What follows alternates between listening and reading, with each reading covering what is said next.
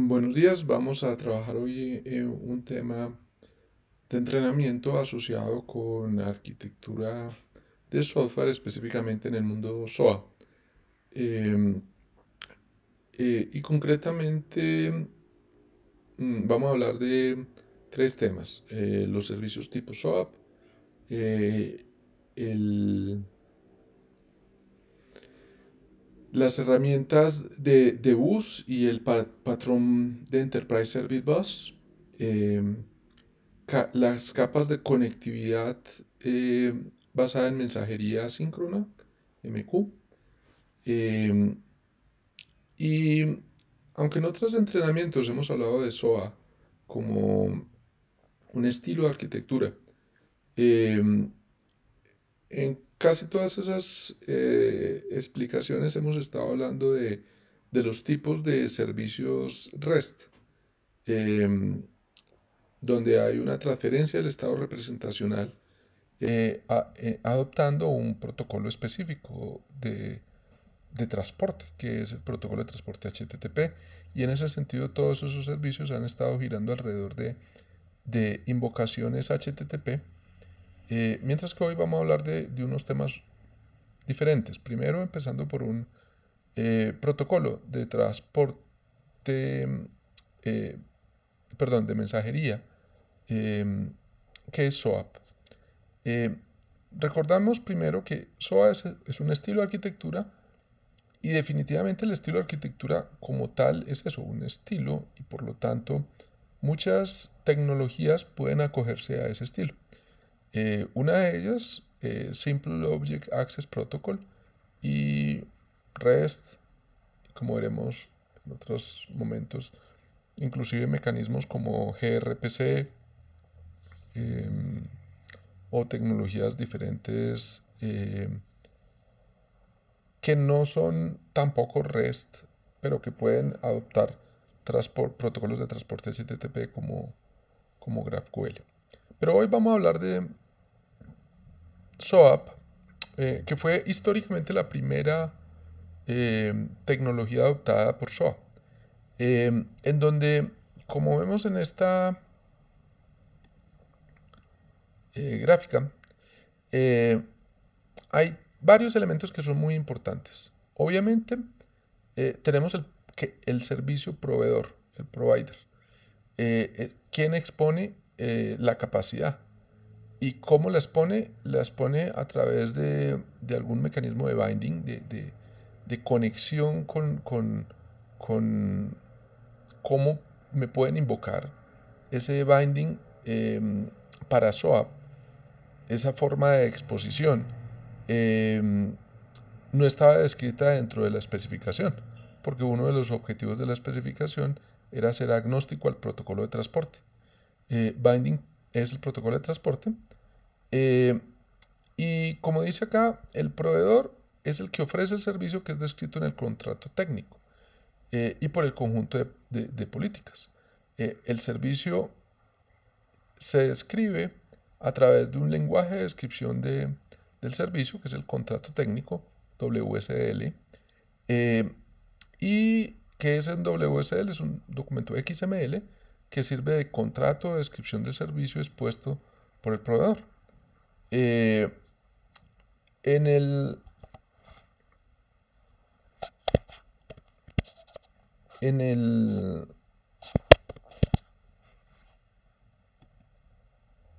modelo tradicional de WSL, que lo vamos a ver en Wikipedia,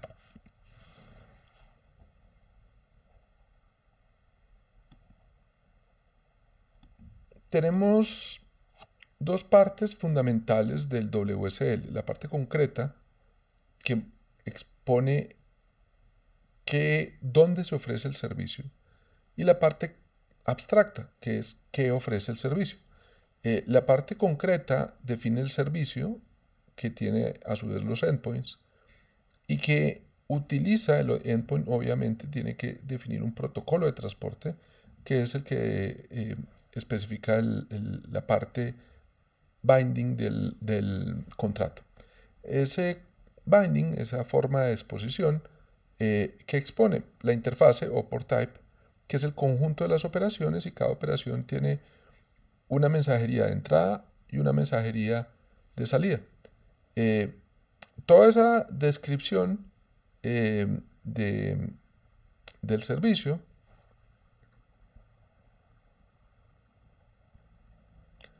se hace siguiendo eh, un documento XML como el que estábamos viendo en este momento, donde efectivamente el servicio incluye el endpoint, el servicio hace referencia al binding, el binding a su vez hace referencia a la interfase, y las interfaces se apoyan en los tipos, que son los descriptores de la mensajería y de los esquemas de mensajería. ¿Qué más tenemos en SOAP? Tenemos también el documento de políticas, que tradicionalmente es un documento WS Policy. Las políticas describen en esencia lo que tenemos, no acá en la parte de negocio,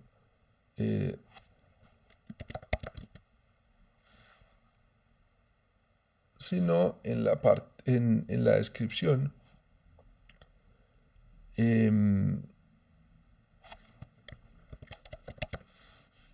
Segundo, abramos aquí el SOAP.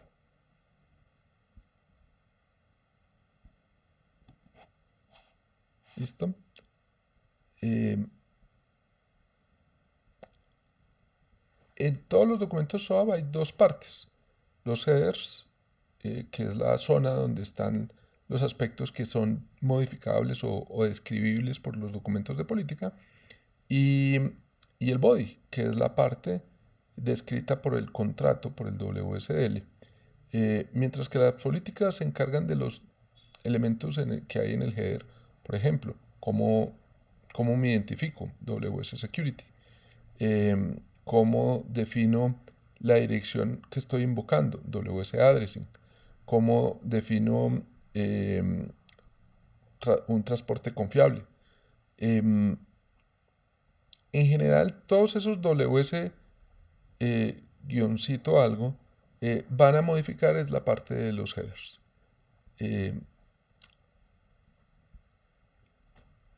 Tenemos el Service Registry, el elemento que está aquí en la parte superior.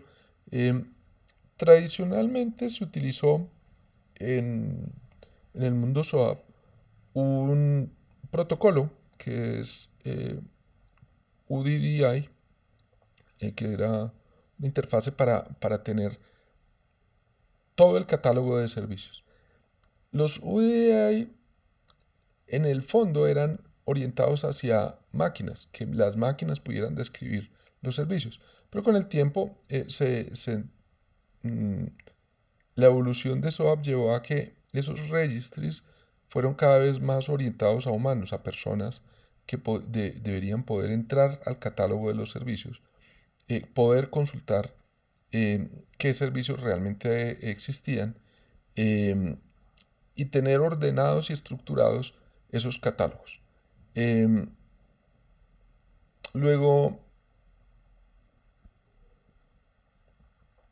el registry es el catálogo de servicios que sirve para centralizar las capacidades de negocio dentro de servicios gobernados y estandarizados. Ayuda a facilitar el descubrimiento de servicios para evitar el solapamiento de funcionalidades nuevas. Es decir, usamos el catálogo para identificar si ya existe un servicio y no volverlo a hacer, y entender el alcance que tiene un servicio ya existente cuando queremos o hacer un servicio parecido o un servicio que lo extiende. El objetivo del catálogo es tener centralizado en un solo sitio todas las funcionalidades y capacidades que queremos exponer. El WSL se almacena en el registry, y muchas veces el consumidor no solamente utiliza el catálogo, la interfase de usuario normal, sino que encuentra ahí el WSL, lo descarga y con ese puede construir el cliente que le va a permitir invocar el servicio proveedor. ¿Qué es el consumidor de servicio? Es la aplicación que invoca el servicio SOAP. cumpliendo con el contrato WSL y con las políticas. Adicional a que cumpla a ese contrato, debe cumplir las condiciones de calidad de servicio, o QoS, que incluyen normalmente el acuerdo de nivel de servicio, o SLA. Eh, por ejemplo, cantidad máxima de transacciones que pueda hacer ese cliente, cantidad de tiempo, timeout que espera o puede esperar por una respuesta. Bien. Y cuando se planteó SOAP, uno de los objetivos importantes para que la gente entendiera qué era SOAP fue la definición de arquitecturas de referencia, es decir, y cómo construimos servicios SOA, y cómo invocamos los servicios SOA, y cómo controlamos esos servicios SOA, y aparecieron diagramas como lo que estamos viendo en este momento, que son lo que tradicionalmente llamamos capas de la arquitectura de referencia SOA, donde tenemos ciertamente una capa operacional que es el que tiene la capacidad, pero muy probablemente no como servicio. Tenemos una capa de componentes que aísla un poco la funcionalidad dentro de la aplicación, pero que todavía no es servicio porque no se ha expuesto siguiendo los principios SOA y específicamente el principio inicial de contrato estandarizado. Cuando ya tenemos esa capa, ya tenemos realmente servicios. Y esos servicios se pueden componer para lograr otros servicios adicionales. Por lo tanto, no todos los servicios son servicios, llamémoslo nativos, sino que muchos son composiciones de servicios existentes. Composiciones que se pueden hacer tanto por, por composición tipo orquestación, donde tenemos un coordinador de esa invocación de servicios para lograr otro servicio de una forma ordenada y estructurada a través de un diagrama de flujo y muy probablemente por un diagrama de procesos, o un modelo más distribuido que es el de coreografía. Y en la capa verde están los clientes, que son los que quieren consumir los servicios, y para ellos no importa que sea compuesto o que sea la capa de servicios, realmente lo ve en un solo sitio, que es normalmente el gateway de exposición de los servicios. Si estamos hablando de APIs, pues es el API Gateway. Estas capas fueron tradicionalmente las normales que se utilizaron, pero para apoyar la construcción de esas capas, fue muy normal adoptar herramientas que resolvían cada capa. Entonces, una herramienta para lograr la composición de servicios, pues apareció y se hicieron varias herramientas de orquestación. La parte de componentización de los servicios, muy probablemente dentro de las mismas aplicaciones, el empezar a utilizar ciertas tecnologías, pero en muchos casos, en la parte de componentización de servicio, lo que necesitábamos era resolver un problema más simple, que era cómo accedemos a la máquina que tiene el servicio. Definitivamente protocolos de solo transferencia de archivos no era suficiente, como FTP. Luego aparecieron, y es lo que vamos a hablar ahora, en la capa de servicios apareció un patrón que fue el Enterprise Service Bus, que actuaba como broker de mensajería, broker de dónde encuentro el servicio en el Service Bus, en el Enterprise Service Bus. Pero también vamos a hablar de la capa de componentes, que aquí en este otro diagrama que busca lo mismo, explicar dónde se construyen los servicios, cuál es la capa de servicios y cuál es la capa de, de, de componentización, de lograr exponer los servicios. Aquí hablamos de otra funcionalidad que es la conectividad y la integración. Empecemos hablando del patrón de Enterprise Service Bus.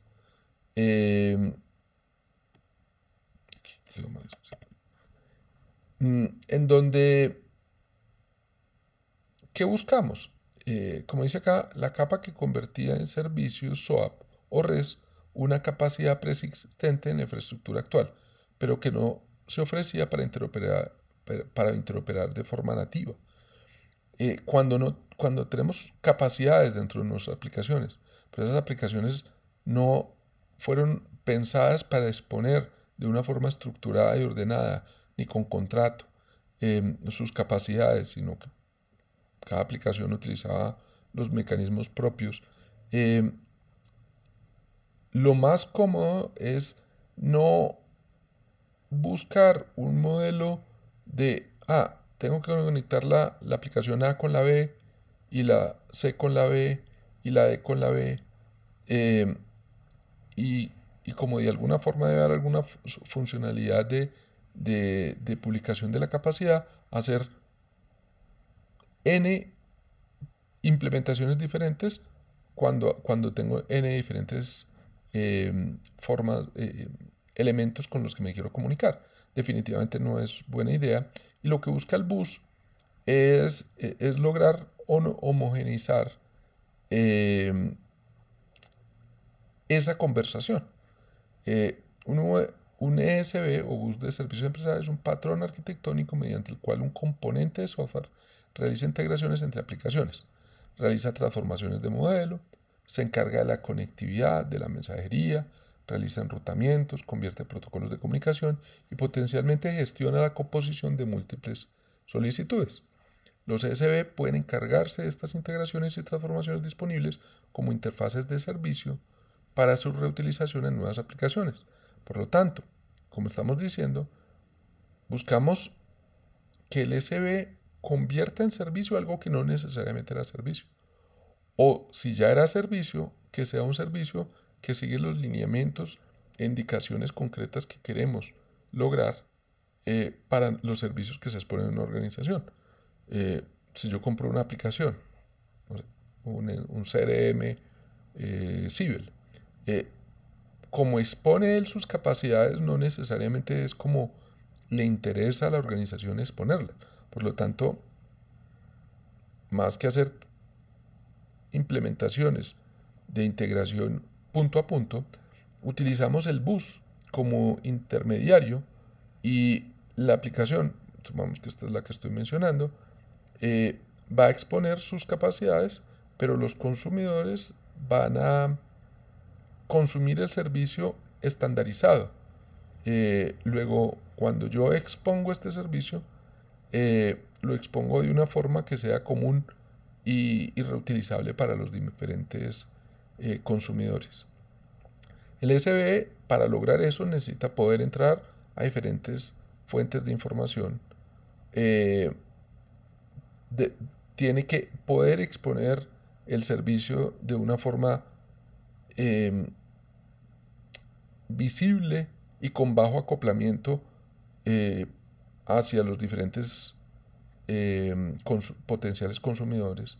Por lo tanto, si yo compro un producto, SAP R3, y ese de pronto está exponiendo la información, pero por un protocolo o por un mecanismo que no es muy conocido por los demás, el ESB me puede permitir definir un lenguaje común y decir, bueno, ¿qué protocolo voy a utilizar de transporte? HTTP. ¿Qué mensajería? La interna de SAP, IDOC, o, o una mensajería más simple para todos. Entonces, claro, para lograr eso, el bus tiene que poder transformar, traducir, enrutar las invocaciones, eh, lograr tener diferentes protocolos de transporte, eh, permitirnos eh, ofrecer los servicios con seguridad.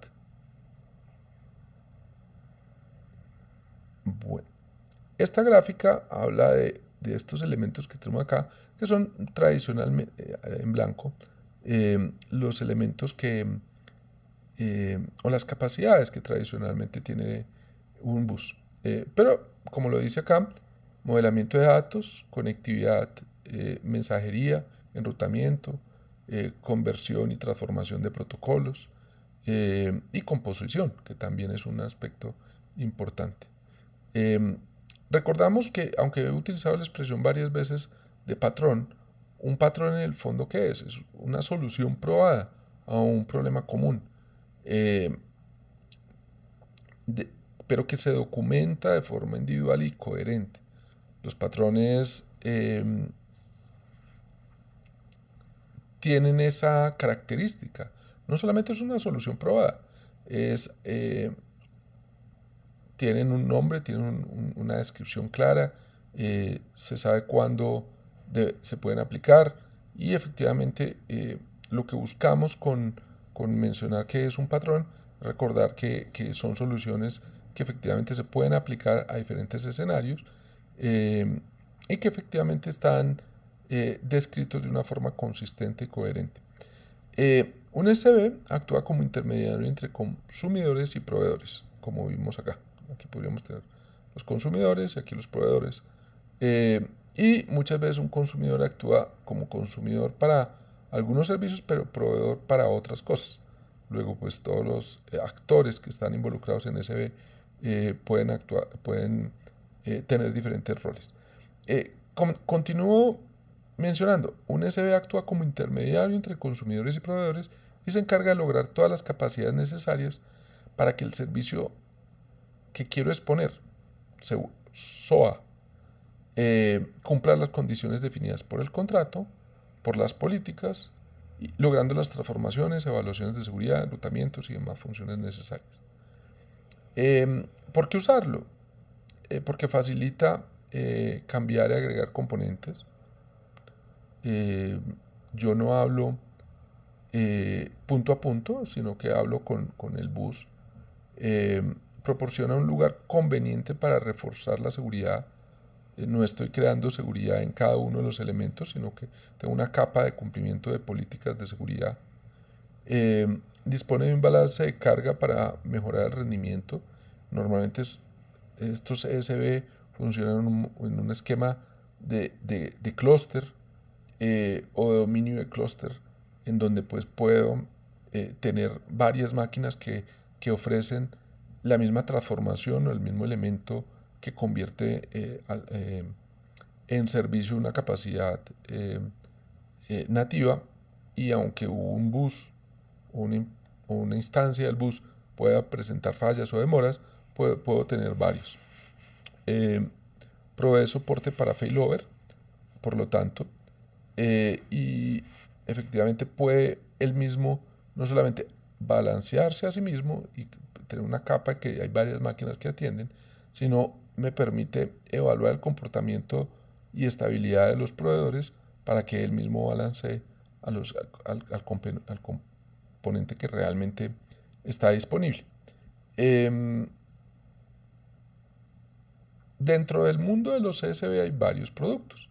Vamos a hablar del mundo de IBM, que fue uno de los buses más utilizados a lo largo del tiempo y que muchos de nuestros clientes pues siguen utilizando.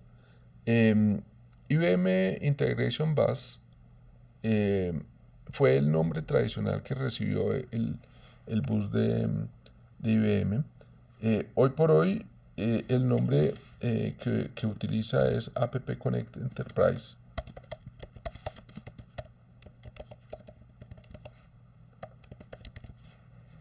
Em, y aunque hay diferencias de funcionalidades adicionales, capacidades nuevas, más capacidades de integración, realmente la gran diferencia entre IBM Integration Bus y IB y App Enterprise es que cuando construyo un flujo de mediación, que es el elemento que puedo yo crear dentro del bus o el ACE, App Connect Enterprise, eh, cuando lo construyo en el mundo de IBM Integration Bus, lo tengo que desplegar dentro del runtime del bus, controlado por el controlador de clúster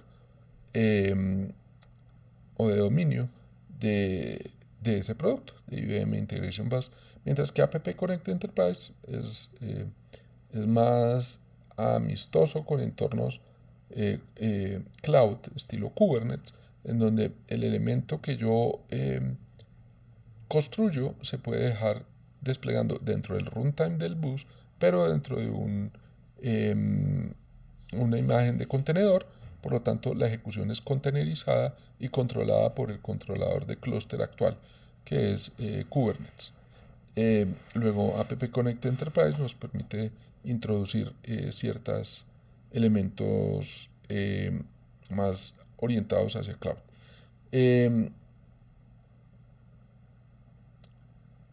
ESB es un producto líder en el mercado cuando las capacidades del ESB eran fundamentales.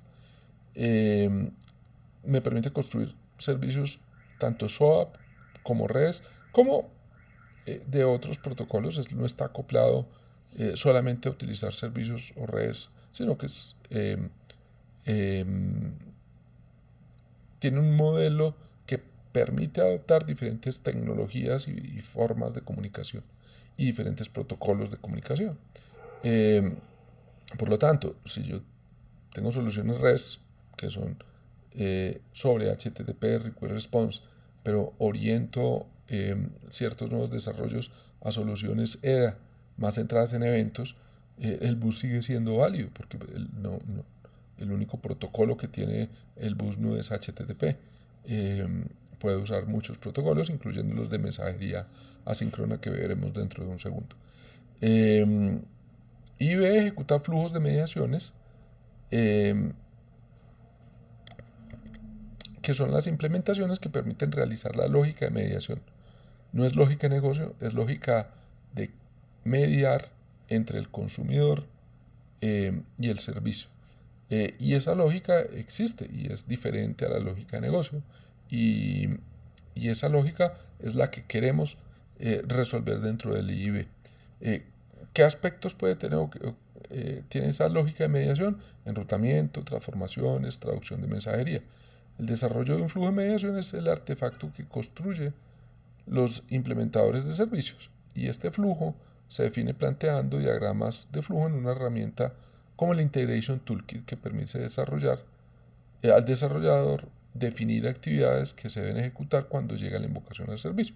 Aquí en esta pantalla estamos viendo un screenshot de cómo se ve más o menos en la herramienta de desarrollo, donde lo que construimos son estos flujos de mediación que aparecen acá.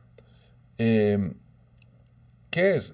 El diagrama de flujo se construye conectando nodos. Estos se denominan nodos, que son cajas que representan funcionalidades que se puede utilizar el ESB. Existen nodos que logran integraciones con diferentes proveedores. Por ejemplo, si yo tengo Civil, que estaba mencionando hace un rato como producto de relación con los clientes. Es un producto que uno adquiere, se lo adquiere el fabricante, pero este producto IB puede tener ya nodos que saben cómo se construyó esa plataforma y cuáles son los mecanismos de integración con esa plataforma, y por lo tanto puedo arrastrar dentro de la paleta de nodos un nodo asociado a ese producto, y eso me va a facilitar la integración con él. Si lo que tengo o lo que quiero es algo customizado, personalizado, también puedo arrastrar nodos como este, que precisamente son los de transformación abierta. Construir un flujo es como crear código en donde el desarrollador define el flujo conectando nodos para lograr el resultado esperado. Los nodos que el programador puede utilizar son las primitivas del lenguaje de integración, y existen nodos de entrada, estos que tienen esta barra al lado izquierdo, como SOAP, REST, lectura desde una cola, lectura desde disco, desde base de datos. Hay nodos de transformación, como transformaciones con Java, mapas visuales en donde yo conecto un elemento con otro elemento, transformaciones tipo compute con un lenguaje de propósito específico para transformación de mensajerías, el lenguaje que le gusta o que ha adoptado esta plataforma IB desde hace muchos años es SQL o ESQL. ¿Y qué es eso? Un lenguaje de propósito específico para construir,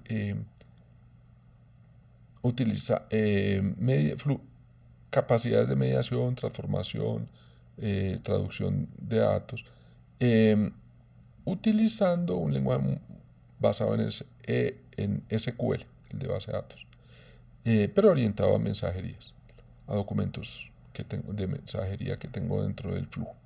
Lógica de flujo, filtros, enrutamiento, validaciones, elementos de control de fallas, por ejemplo un try catch, en donde yo podría tener que todo este código esté en el try. Entonces debería poner antes un nodo de try y en la patica del try estaría esta lógica, y en la patica del catch estaría la lógica de control de error. Por ejemplo, en este try catch efectivamente tengo ¿qué le entraría al try? El flujo es una terminal por donde entra el flujo, la mensajería hacia el flujo. El cache es el flujo asociado a cuando hay un error, y el try es las cosas que yo debo hacer y que cuando fallen pues van a disparar el cache.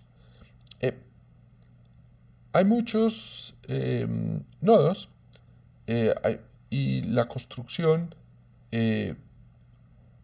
se va a poder apoyar en todos esos nodos y esas funcionalidades que efectivamente en la actual versión EIS 12 pues son mayores y cada vez va evolucionando. Es un producto muy vivo y abierto a nuevas funcionalidades. Pero una vez construido el flujo de mediación, el código se puede compilar generando un archivo .bar, la B es de bus, que será desplegado en una aplicación en el runtime de Integration Bus. Aquí lo que estamos viendo es un diagrama de los elementos que tiene por dentro una Integration Bus, que puede utilizar o un Integration Node, que es el controlador de clúster. Anteriormente lo llamamos el broker, y este maneja el clúster. Anteriormente lo llamamos el dominio, que es el conjunto de los Integration Server o IS, que son los runtime que por dentro sí van a estar corriendo una o varias aplicaciones. Un Integration Server al menos debe tener una aplicación, y aplicación es ese conjunto de diagramas de flujo que van a entenderse como una unidad de despliegue individual. Entonces, ¿qué son las aplicaciones? Son conjuntos de flujos de mediación, incluyendo las librerías, que son también flujos de mediación, pero que se orientan a ser reutilizables, no son para exponer, son para reutilizar funcionalidades que yo repito una y otra vez.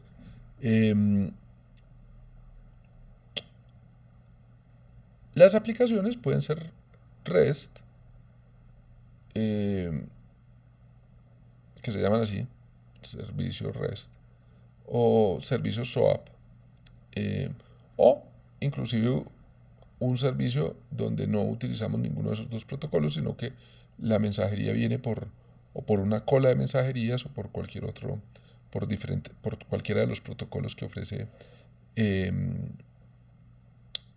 IIB. Los Integration Servers son el runtime que ejecuta las aplicaciones. Antiguamente se denominaban brokers. Y si la ejecución de estas aplicaciones se realiza en un entorno que controla ya las capacidades de clusters, los Integration Servers se pueden containerizar y son controlados por el controlador externo, OpenShift o Kubernetes. OpenShift es un Kubernetes, es lo mismo. Si en cambio el Integration Server se quiere desplegar sin Kubernetes, requiere del Integration Node. Y como aquí está la descripción, ¿qué es Node? Es el componente que controla las instancias de integración de los Integration Server y le agrega las funcionalidades de failover y balanceo de carga. Vuelvo a insistir, failover, ¿qué es failover? Porque de pronto es una terminología que no se conoce. Es la configuración de servicios en la que cuando uno de los servicios falla, el servicio no se interrumpe, ni queda en error, porque el sistema que lo monitorea redirige las peticiones a otro proveedor de servicio que puede prestar la misma aplicación y por lo tanto la misma funcionalidad. Luego, failover se basa en tener elementos redundantes, y cuando alguno de los elementos falla, todas las demás invocaciones se envían al elemento que quedó disponible.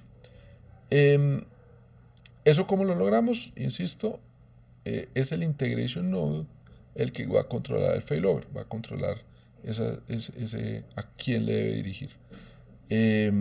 Integration node es el componente, vuelvo a leer, es el componente que controla las instancias del integration server y logra funcionalidades de failover y balanceo de carga. Anteriormente se denominaba broker, y un grupo de broker que coordina un solo configuration manager es un broker domain. El Integration Node ofrece una consola administrativa web que permite controlar los integration servers y las aplicaciones dentro de los IS. También el IS hoy por hoy tiene una interfase web. Luego, pues el integration server lo que va a mostrar, pues no es cluster, lo que va a mostrar es solamente las aplicaciones, que es lo que tiene por dentro. Muy bien. Algunos comandos de IB. IB tiene una consola administrativa web, pero realmente muchos de los comandos se requieren ejecutar por línea de comando.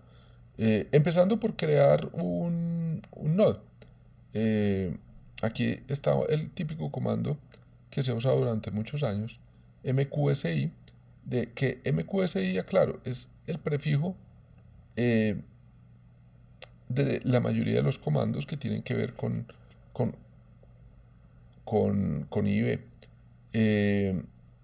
¿Por qué? Porque originalmente todo este producto viene de una época en que se llamaba Message Broker, que era un coordinador extendido de MQ. Entonces, realmente el prefijo MQSI se mantiene como, por razones históricas, por mantener la compatibilidad. Entonces, MQSI, crear broker, y aquí le estoy diciendo el nombre del nodo que voy a construir. Recuerdo, broker o nodo es lo mismo, pues es una terminología antigua. Pero pues por compatibilidad con los comandos que existían antes, MQSI crear broker está creando un nodo. En este caso, un nodo que se llama ACM node. Esto va a levantar por default, si no digo nada, porque aquí no mandé ningún parámetro específico, va a levantar una interfaz en la 4414 para tener ese control administrativo y de monitoreo del nodo. Puedo iniciar un nodo, porque esto lo creo pero no lo inicié, con mqsi, y ahí el comando que uno podría sospechar, start y el nombre del nodo. Estos son los nodos o brokers, que si son varios se llama dominio. Cada nodo controla varios IS, Integration Service, y dentro de cada Integration Server hay una o varias aplicaciones que pueden ser o aplicaciones REST, o aplicaciones SOAP, o aplicaciones abiertas, genéricas, que pueden tener cualquier protocolo de transporte. Pero uno de esos protocolos de transporte que ha sido muy importante y sigue siendo muy importante, y cada vez tiene, creo yo, una importancia mayor, es los mecanismos de comunicación asíncrono. Aunque la comunicación síncrona, request response, tiene un sentido muy claro, es mucho más simple de entender en muchos aspectos, porque se parece más a cómo funcionan las invocaciones con respuesta o transaccionales. En muchos casos, un modelo basado en envío de mensajes que quedan encolados y ir procesando esos mensajes encolados y dar la respuesta de cada mensaje, otra vez entregando un mensaje en una cola de mensajes, eh, puede tener muchas ventajas frente a los mecanismos síncronos. Esos mecanismos de mensajería síncrona se deben apoyar en protocolos que no son síncronos, en protocolos que son de transporte, eh, de los que vamos a hablar hoy, y específicamente vamos a hablar de uno de los protocolos de transporte más antiguos, pero que sigue siendo muy importante y que ha sido la puerta de entrada para diferentes eh, evoluciones de ese modelo. Modelo que se llama MOM, Message Oriented Middleware. En SOA no se requiere que todas las comunicaciones sean web, y en muchos casos es deseable que el protocolo de comunicación no sea HTTP, sino un protocolo que asegure el delivery, porque HTTP transporta, pero lo hacen en el modelo de la mejor intento que puede hacer. Es decir, él hace su mejor intento, pero pues si no logra transportar algo, HTTP no reintenta. Eh, Él intenta enviar una información, pero claramente no me va a asegurar la integridad del mensaje.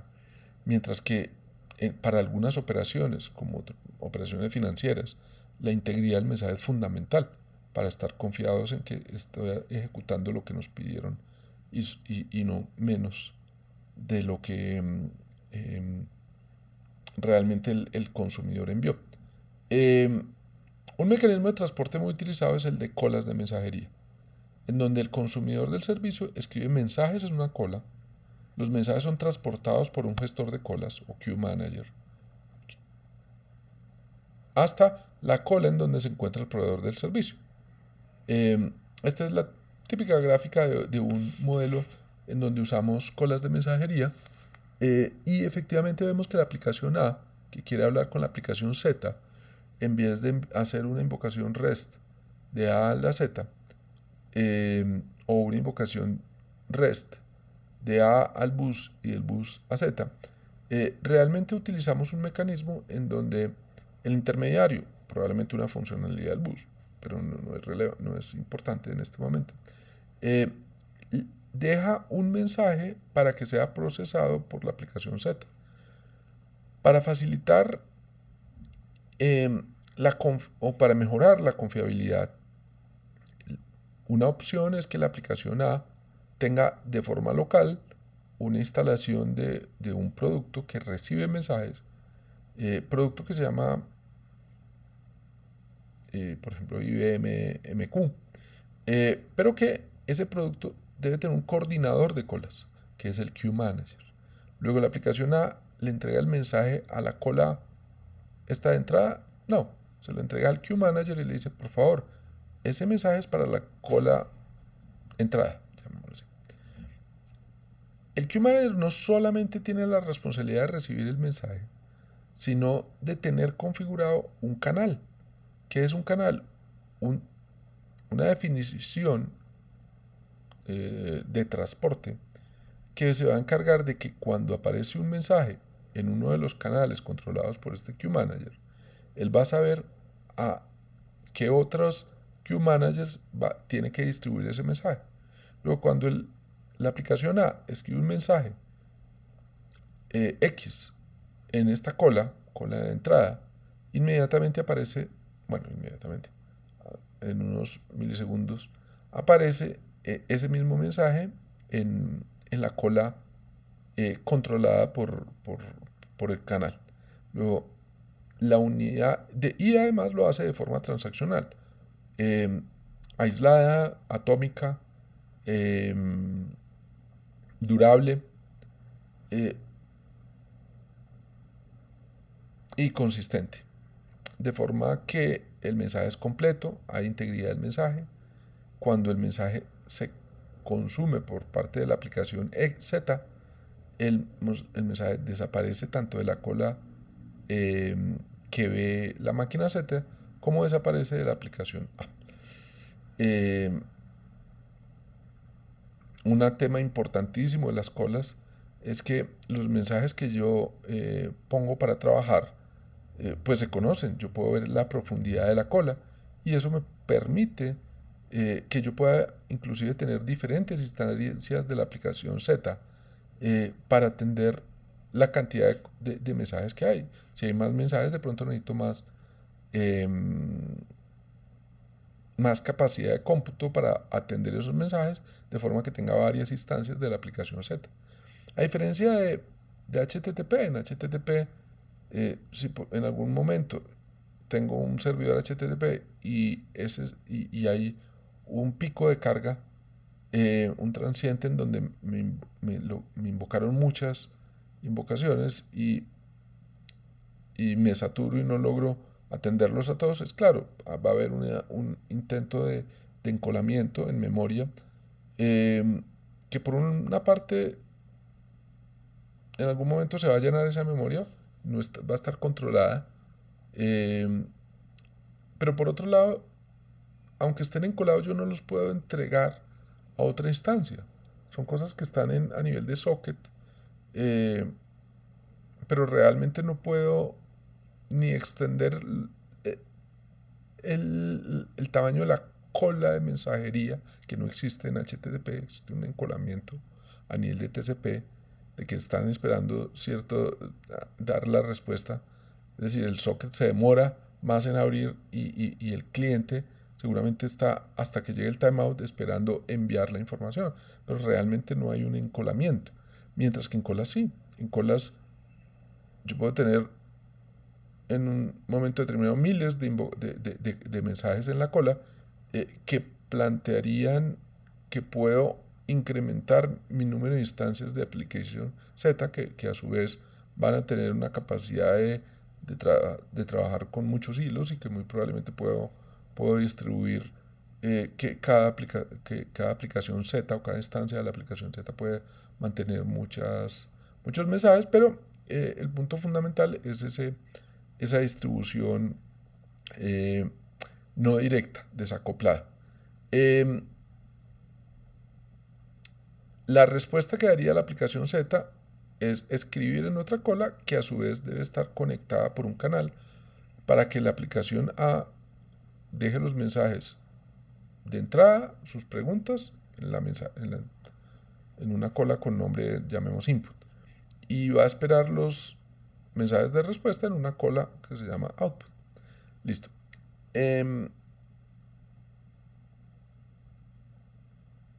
Este mecanismo de colas se apoya en productos como IBM MQ, pero ese producto tiene 30 años. Ha habido evoluciones del producto, claro, desde implementaciones específicas de los lenguajes, tanto lenguaje empresarial, Java, tiene una implementación de MQ, JMS, .NET, pero también tenemos implementaciones de estándares como AMQP, aquí, y con implementaciones de ejecución del protocolo como RabbitMQ o ActiveMQ, o implementaciones simples como AWS SQS. Todos tienen la misma idea, colas de mensajería. Yo escribo una cola, quien consume de esa misma cola y pone las respuestas en una cola de respuestas. Siempre con un modelo asíncrono, y las colas se comunican mediante mensajes, obviamente, a través del canal, pero ¿qué es lo que transfieren las colas? Mensajes. Luego, pues, ¿cómo se comunican las aplicaciones que utilizan colas? Con mensajes. El Queue Manager es el encargado de crear las colas, de crear los canales, de recibir los mensajes y desplegarlos en las colas, para asegurar que el canal logre transportar. En la terminología tradicional, el nombre es Queue Manager. En mecanismos un poco más evolucionados o más nuevos, digamos, el Queue Manager o la expresión de Queue Manager a veces se sigue manteniendo, pero pero a veces hablamos del exchange, que es un aspecto ya más concreto de el que recibe el mensaje y sabe en qué cola ponerlo. Porque ese dejar el mensaje en la cola puede ser tan sencillo como lo que yo acabo de escribir, que es un exchange tipo directo, como que él pueda aplicar lógica para saber, basado en el contenido del mensaje o basado en las condiciones de envío del mensaje hacia el intercambiador, al exchange, él puede decidir, el exchange, en qué cola dejar el mensaje. Pero hablemos un poco de los comandos que tenemos en MQ. Aquí tenemos, este no tiene MQSI inicialmente, sino que es directamente el comando. ¿Qué es crear una cola? Antes de crear la cola necesitamos crear el Queue Manager. Entonces, create Queue Manager,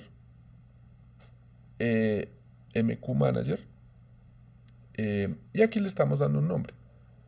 Queue Manager Apple, pues, cualquier nombre, de la manzana, no tiene nada que ver con productos. Podemos ver los atributos de un Queue Manager: run, mqsc, Queue Manager, display, Queue Manager.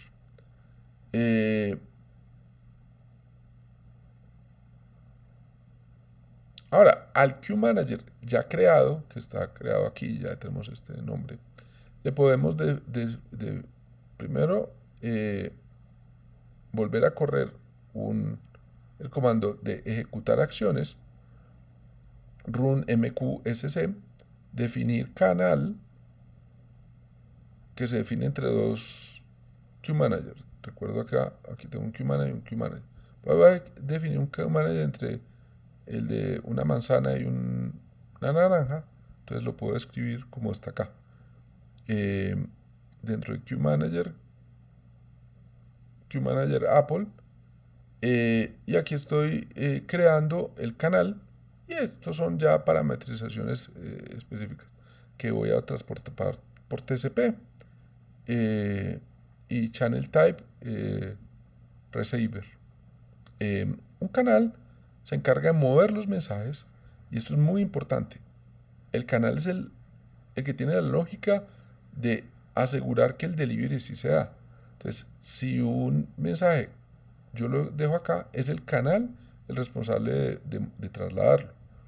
Es el encargado de, perdimos conexión, esta máquina se desconectó de la red. Cuando se vuelve a conectar, el canal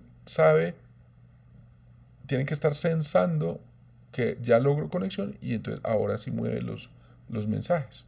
Luego los mensajes no se van a perder porque el canal es el que reintenta, reyecta, e inclusive tiene algoritmos de evaluar, hombre, este mensaje, a pesar de que lo intento volver a meter y volver a meter, definitivamente le está haciendo daño y la aplicación Z no lo logra procesar, y en ese caso el canal tiene una cola de cartas muertas o de LQ, en donde deja los mensajes que le están generando ruido a la comunicación.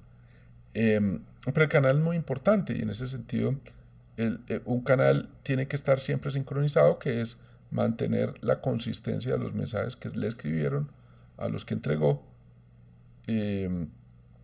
y eso debe estar coordinado y debe ser transaccionalmente confiable. Pero un canal podría desincronizarse, y el estado de un canal puede llegar a quedar en pendiente o en duda, in doubt. Tradicionalmente un canal se autoajusta, es decir, si él entiende que está en duda, él va a hacer ciertas operaciones esperando llegar a un estado estable en donde está en ready, está sincronizado. Pero inclusive yo tengo, si necesito lanzarle una operación de resincronización manual, puedo inclusive lanzarle comandos como esta: resolve channel con estos dos Queue Managers, acción commit, que es, por favor, resuelva los problemas de en duda, o sea, intente eliminar la sincronización pendiente que tenemos. ¿Por qué menciono esto? Porque pues, a veces sí es bueno saber que a pesar de que es mucho más confiable que HTTP, puede llegar a quedar en algún momento en un estado de duda. Listo. Con esto cerramos algunos de los conceptos de MQ. Tenemos más adelante una charla de AMQP y los mecanismos de transporte un poco más modernos. Pero para lo que nos interesa hoy, este era lo que queríamos transmitir, que es SOAP, IBM Integration Bus y el producto IBM MQ. Muchísimas gracias.